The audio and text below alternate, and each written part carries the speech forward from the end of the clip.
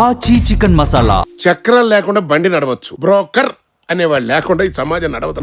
Ration కార్డుకి, voter కార్డుకి, driving licence కి, పాస్పోర్ట్ కి, గవర్నమెంట్ నుంచి మనకి ఏ కార్డు రావాలన్నా బ్రోకర్ గారు లేకుండా ఆఫీసులోకి అడుగు పెట్టగలమా?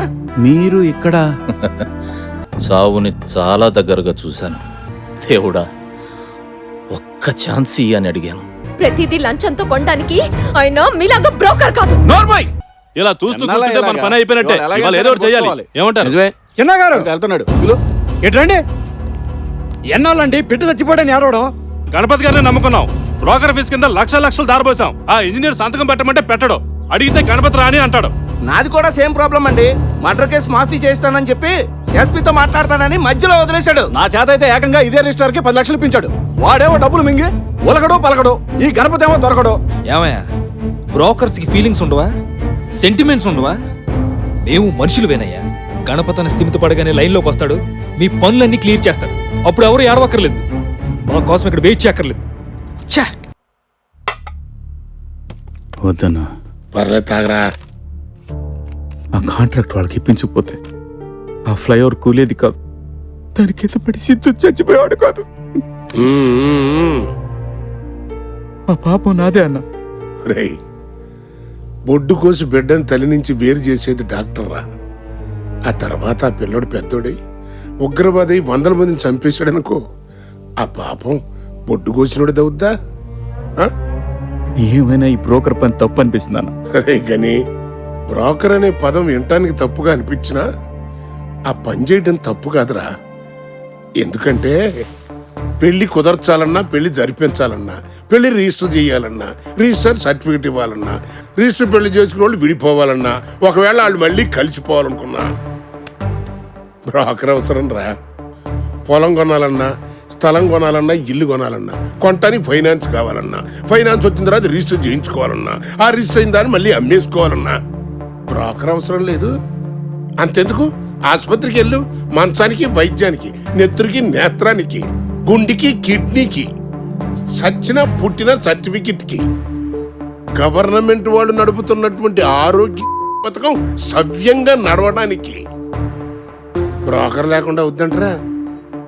అంతెందుకు, రేషన్ కార్డుకి, ఓటర్ కార్డుకి, డ్రైవింగ్ లైసెన్స్ కి, పాస్పోర్ట్ కి, గవర్నమెంట్ నుంచి మనకి ఏ కార్డు రావాలన్నా బ్రోకర్ గారు లేకుండా ఆఫీసులోకి అడుగు పెట్టగలమా? కాబట్టి గని, చక్రాలు లేకుండా బండి నడవచ్చు, వర్షాలు లేకుండా పంటలు పండొచ్చు, కానీ బ్రోకర్ అనేవాళ్ళు లేకుండా ఈ సమాజం నడవదురా. కూర్చో. కొడుకు పోయాడనే బాధలో తిండి మానేయాలనుకోవడం తప్పు కాదు, తిండి పెట్టి వృత్తిని మానేయాలనుకోవడం తప్పు. తీసుకో. బాధలో ఉన్నప్పుడు మందు తీసుకోవచ్చు, నిర్ణయాలు తీసుకోకూడదు. మందు తీసుకో. తీసుకోరా.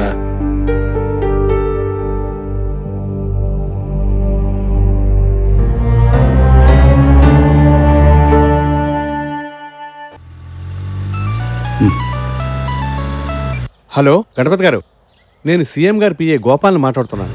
గోపాల్ సార్ చెప్పండి. ధర్మతేజ గారి సస్పెన్షన్ ఎత్తించి పోస్టింగ్ వేయించాం కదా, దాని తాలూకా అమౌంట్ ఇంకా రాలేదు. 2 నెలలు అయిపోయింది ఇప్పటికే. సీఎం గారు మీకు ఒకసారి గుర్తు చేయమన్నారు. నేను మాట్లాడతాను సార్ ఇప్పుడే. ఓకే. హలో, నేను గణిని మాట్లాడుతున్నా సార్. గణి చెప్పు. సార్ ఎక్కడున్నారు సార్? Image gardens. ఒకసారి కలవాలి, రమ్మంటారా? అలాగే రా. ఇమేజ్ గార్డెన్స్ కొని.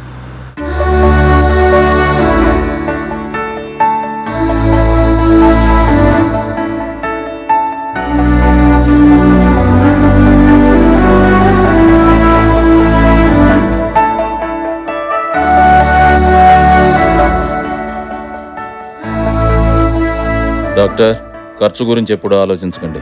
మనిషి ప్రాణాలు ముఖ్యం. ఆవిడ కండిషన్ మినిట్ టు మినిట్ నాకు అప్డేట్ కావాలి. Okay sir. సార్ రాగణి, మీరు ఇక్కడ? సారీ గణి, మీ అబ్బాయి గురించి తెలిసింది. ఆ రోజు నెల్లూరు హెల్త్ క్యాంపులో ఉన్నాను. పర్లేదు సార్. మీరేంటి ఇక్కడ? ఆశ్చర్యంగా ఉందా? పదా చెప్తా. అందరికీ వచ్చిన డౌటే నీకు కూడా వచ్చిందా గణి? మరణము మార్పు సడన్ గానే జరిగిపోతాయి. అందుకు ఒక క్షణం చాలు. అలాంటి క్షణాన్ని నేను చూశాను.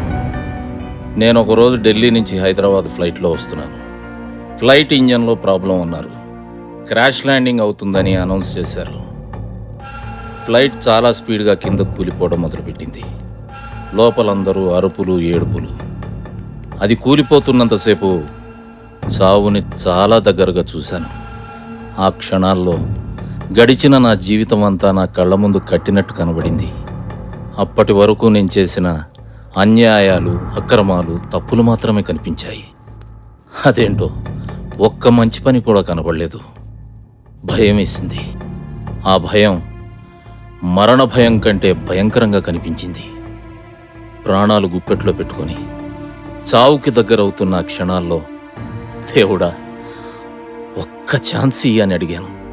అంతే, కూలిపోతున్న ఫ్లైటు ఒక్కసారిగా గాలిలో తేలింది. ప్రాణాలతో దిగో ఇలా బయటపడ్డాను. దేవుడు అవకాశం ఇచ్చాడు కదా, దాన్ని ఉపయోగించుకోవాలిగా. నేనెన్ని మంచి పనులు చేస్తే ఇంతకుముందు నేను చేసిన తప్పులన్నీ జరిగిపోతాయి చెప్పు. అందుకే జాబ్కి లాంగ్ లీవ్ పెట్టి అవినీతితో నేను ప్రజల దగ్గర సంపాదించిన డబ్బులు ప్రజలకే చెందాలని ఇలా హెల్త్ క్యాంపుల ద్వారా ఖర్చు పెడుతున్నాను. ఈ కొద్ది నెలల్లో గణి ఒక విషయం తెలుసుకున్నాను. చచ్చా, అనుక్షణం భయపడుతూ సంపాదించడమే కాదు, దాన్ని అనుభవించడానికి కూడా భయపడే డబ్బు నాది అనే ఆ పిచ్చానందం కన్నా, బినామీ పేర్లతో ఉన్న ఆస్తుల కాగితాలను చూస్తూ ఇది నాది అనే అబద్ధపు ఆనందం కన్నా,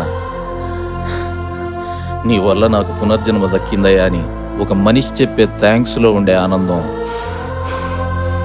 కొన్ని కోట్ల రెట్లు గొప్పది. మనం బతకాలనుకోవడం ఆశ, 10 మంది బతకాలనుకోవడం ఆశయం. ఆశ బతికేలా చేస్తుంది, ఆశయం చావే లేకుండా చేస్తుంది. హలో సార్, ఢిల్లీ నుంచి వికేపీ రామకృష్ణారెడ్డి మాట్లాడుతున్నాను సార్. మొన్న జరిగిన ట్రాన్సాక్షన్ తాలూకు బ్యాలెన్స్ 5 కోట్లు ఇక్కడ హవాలాకు హ్యాండ్అవుట్ చేస్తున్నా సార్. సదాపు మనకి రొటీనే కదా సార్, ఏదైనా నోట్ నంబర్ చెప్పండి సార్. 1000 రూపాయలు ఉంటాయా? లిఖో భయ్యా లిఖో. 192671. రాసుకున్నా సార్. సార్ అలాగే ఆ పంపించే అతన్ని గుర్తులు చెప్పండి సార్ కొంచెం. ఒక్క నిమిషం లైన్లో ఉండండి. Okay sir. రే గని గని లేడు నాన్న. సమయానికి గనిగాడు లేకపోవడం ఆడలేకపోతే నాన్న మేలేమా మేళ్ళొస్తాం. మీరు వెళ్ళటం ఏంట్రా?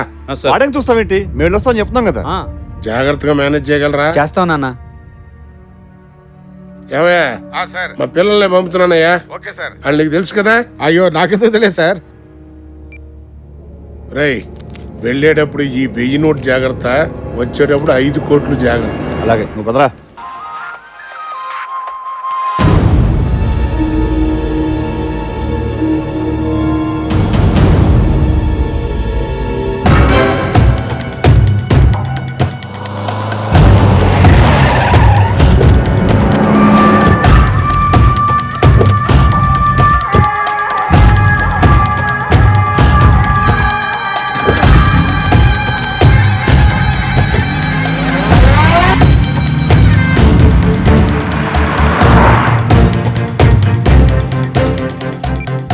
ఎవరో డ్రైవర్ శివ, చెప్పరా.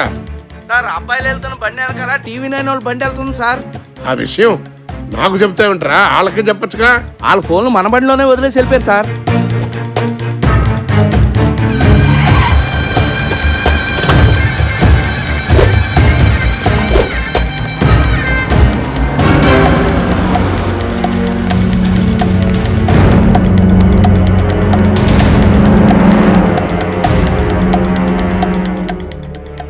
రేయ్, ఆ గనిగాడు ఎక్కడ ఉన్నాడు పిలవండి.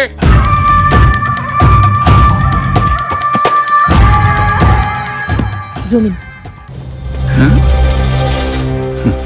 హలో, ఏంటి మమ్మల్ని ఇక్కడ కాపురాలు చేసుకున్నారా? అంటే మా ఫ్యామిలీస్లో బెడ్రూమ్లో ఏం జరుగుతుందో కూడా మేము మీడియా అది కావాలా? కాదండి, ఏయ్, ఆయన తాగు. అవుట్, మీడియాతో పెట్టుకుంటాడా? పద. అవుట్.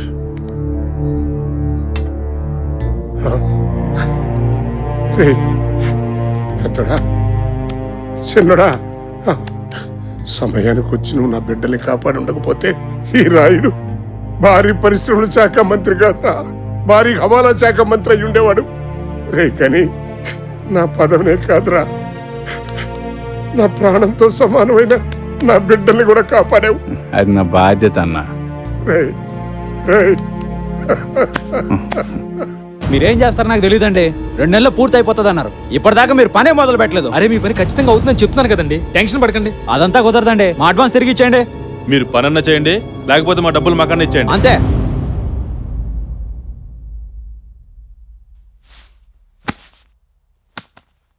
ఇంకా ఎంతమందిని చంపుతారు? ఏమైంది?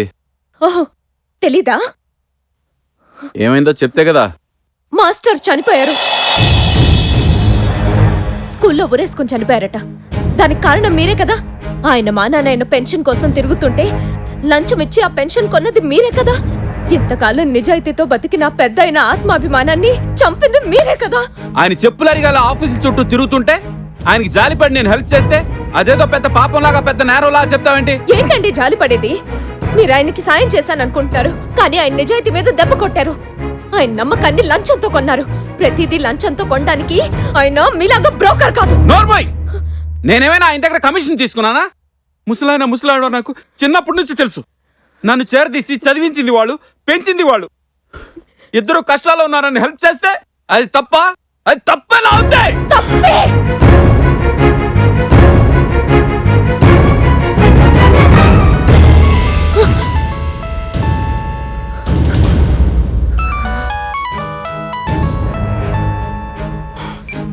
చెప్పరా చిన్న, ఇప్పుడే వస్తున్నా.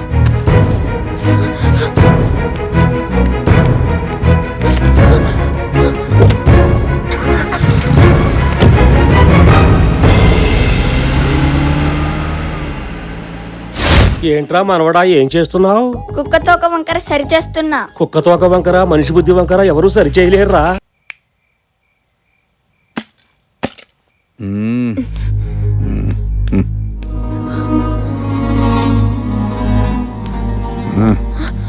ఏంటంత అసహ్యంగా చూస్తున్నావు?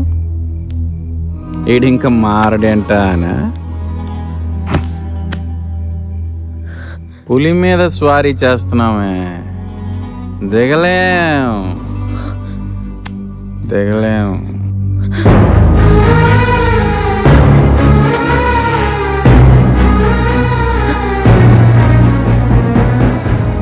నేను వెళ్ళిపోతున్నాను.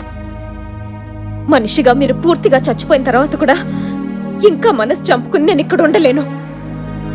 శృతి, ఇంకో విషయం, నా కోసం నాన్న ఇంటికి మధ్యవర్తిని, అదే బ్రోకర్ని పంపించద్దు. అర్థం చేసుకోవే.